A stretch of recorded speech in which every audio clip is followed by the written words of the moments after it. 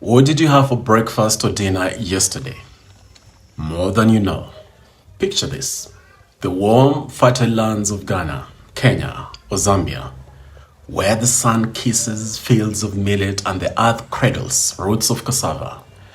These lands are teeming with life, yet here we are craving wheat, a grain as foreign to our soil as snow. Why does Africa spend nearly $20 billion every year to import wheat from across the globe? Why do we see our money flowing out just so that bread can trickle onto our breakfast tables? And it's not just wheat. Africa is addicted to Asian rice too. Nigeria alone will spend $1.3 billion this year to import rice, yet African rice is cheaper and healthier. Let's get real. Africa boasts 65% of the world's remaining arable land, abundant fresh water, and about 300 days of sunshine annually. With these resources, we could be the world's breadbasket, a food superpower like no other. So why do we rely on foreign-grown foods like wheat and Asian rice, and many more others? This isn't just about bread and rice. It's about the lingering chains of mental slavery that bind us to foreign tastes and dependencies. It's maddening that a continent rich in agricultural diversity is begging for crumbs from the global north's table. Consider the irony. Ghana, with its abundance of indigenous grains and tubers, millet, sorghum, cassava, yam, sweet potatoes, is at the mercy of wheat prices dictated by conflicts in distant lands. And it's not just Ghana. This story repeats itself across Africa. We have allowed our palates and plates to become colonized, ignoring the bounty beneath our feet. This culinary colonization isn't accidental.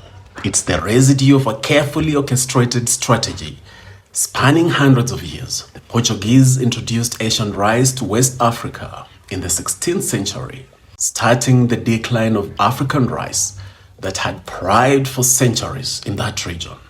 They, along with the British, also introduced maize to Kenya in the late 19th century, overshadowing ancient African grains like millet.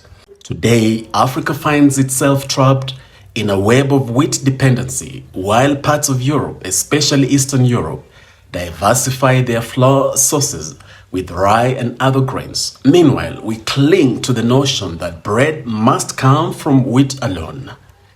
This isn't just culinary conservatism, it's culinary colonization.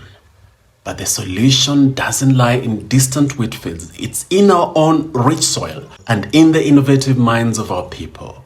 Our indigenous food systems have recipes for millet bread, sweet potato donuts, and much more, just waiting to be unleashed. Young entrepreneurs are ready to revolutionize our diets. They just need the chance. This chance must be created. It needs state-funded research, venture capital for startups, and a national commitment to eat what we grow and grow what we eat. This isn't just agricultural policy, it's economic and cultural liberation. For too long, we have allowed our taste buds to become colonized, our agricultural policies dictated, and our economic potential stunted. A food revolution beckons, and we must respond.